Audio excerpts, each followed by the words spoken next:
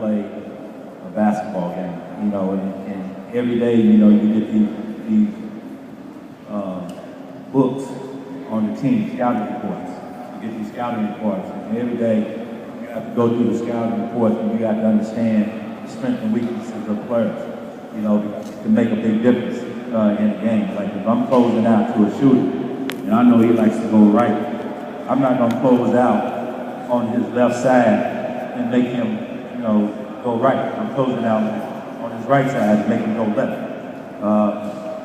You know, there's so many things goes into it. You know, you may day before you'll go through a practice and you're working on this thing, work certain plays and what have you, and then the next day when you go up to shoot around, the coach may change it up just like that, and so you have to get it just like that. You don't have time for mistakes. And I can remember playing with guys which like I scratch my head all the time. I'm not gonna tell you the guy's name, but coach called the play, and we ran the play, and he's looking at the play. And the play is for him. He's looking at the play. All right, get in there. Get in there. Do the totally opposite thing that the coach told him to do. And coaches don't have patience at this level. You know what I mean? Because things happen so quick. So you have to be zoned in, you have to be focused in. You know, we sitting in a huddle, and you should know your own play.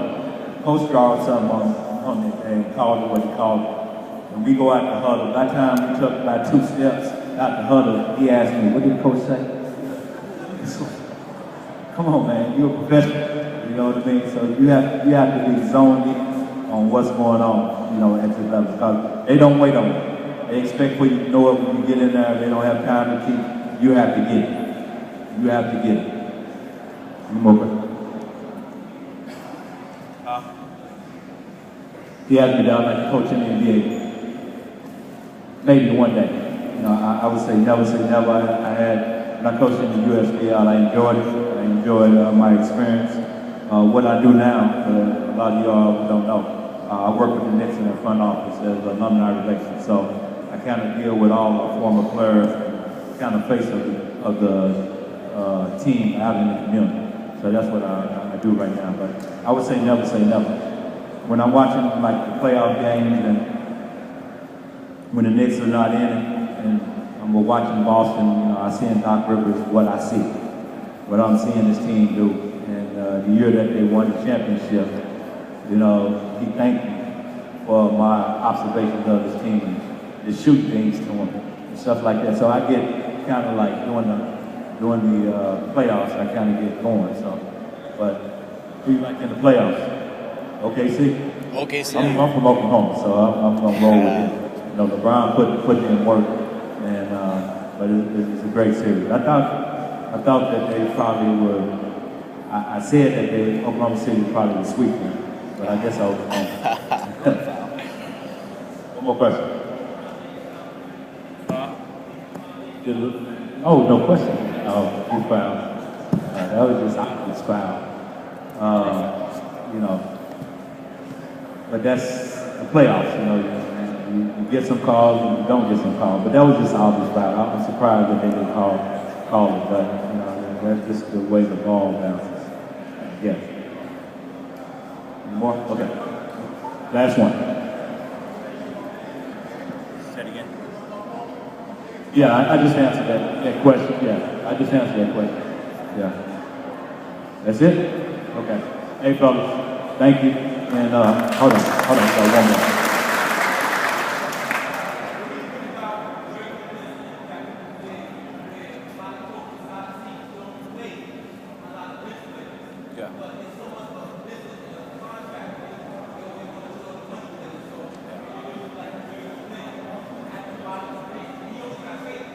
Yeah.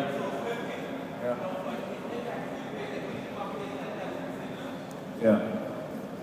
I would say, you know, you're going to get opportunities. You know, you may sit on the end of that bench, and when you're in the practice, a lot of these guys in the practice, when I was at Golden State, you know, I wasn't playing that much, but when I was in practice, that was my game time. So the starters was gonna get it, you know what I'm saying? So I was going at them like, you know, there was like no other. So that's where you notice what you can do and what you can't do, and coaches see that. You know, people want to give Carmelo grief, just that, but Carmelo was a champion for him to get out there and play. You know, because players know players. Players play with players. And so, Carmelo was the one that went to Coach D'Antoni and said, give him a try. Because he watched him in practice. He know what he can do. And once you get that opportunity, you know, you have to take advantage. I was the same way when I was with the Knicks. Same way. In practice, Gerald was going to get it. Trent was going to get it. They was going to get it. You know what I'm saying? So, and coaches see that. And so, how my break came about with the Knicks is when Trent went down. And so that brought me right off the injury list. And when I got that opportunity, and my first game actually was against Chicago Bulls against Michael Jordan. That was my first game. So I was like thrown into the fire very quickly. And I was excited because this is a guy who I watched growing up and watched every move that he did and what have you. You know what I mean? I studied this man. So when I got that opportunity to play against him, there was no fear, there was no, you know, none of that. It was just like, man, I'm getting ready to get up in you. You know what I'm saying? That's how it was. And so I remember he tried to post me up. He got me on the block. You know, Michael was like 6'6", about 215, and I'm like 6'2", 180. And so he's posting me, trying to post me up, and I'm got my forearm and pushing him off the block, and he looked at me. And he said, before the night is over, you're going to be calling Mr. Jordan. You know what I'm saying? But he didn't get that out of me. You know what I mean? So I ended up having a good game. And so I think when those opportunities come about, you have to be ready. They could do Jeremy being in there, and he could have done nothing. And it's just been, you know, a player that they just had to put in and play. But obviously he came in and he did very well and sparked the Knicks to obviously making the playoffs. So those opportunities are going to come for those players, but you have to be ready and you have to show the coach that you're willing to go out there and play. Okay? So I just want to say, fellas, man, continue to work hard, continue, hopefully this works out for you. If it don't give up. Don't give up. Continue to push yourself and continue to, you know, get better at what.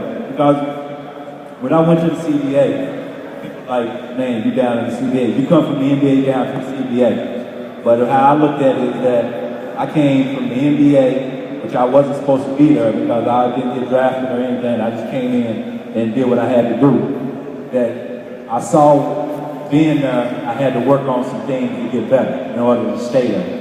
And that's how I looked at it. You know, I needed to increase my ball handling skill, my passing, everything.